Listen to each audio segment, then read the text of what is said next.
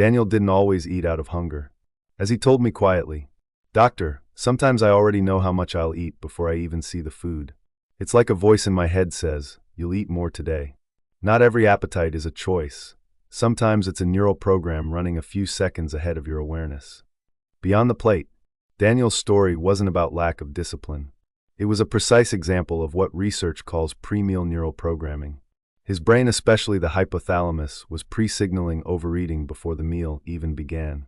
Influenced by emotional memory, stress hormones, and disrupted communication between ghrelin, leptin, and dopamine. Every time anxiety rose, his neural reward circuits reactivated the food as comfort loop before the first bite. Health findings: ghrelin levels spiked by 35% during stress. Leptin sensitivity significantly reduced. fMRI scans showed hyperactivity in the nucleus accumbens reward center. Weight fluctuations followed emotional patterns more than caloric intake. Daniel wasn't responding to hunger, he was responding to an old emotional memory stored in his brain. What research shows? Nature Neuroscience, 2019. The brain decides how much you'll eat up to 3 minutes before the meal even begins. Cell Metabolism, 2021. Appetite is shaped more by emotional memory than physical hunger. Harvard Review of Psychiatry, 2020. Chronic stress reprograms ghrelin, turning food into emotional anesthesia. DNA plus AI. Genetic analysis revealed Daniel carried a variation in the MC4R gene, known to heighten neural hunger signaling.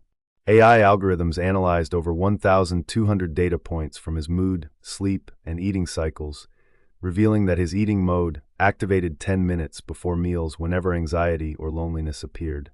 His appetite wasn't spontaneous. It was pre-programmed. 5 keys to reprogram the appetite. Pause and breathe 30 seconds before eating, break the autopilot.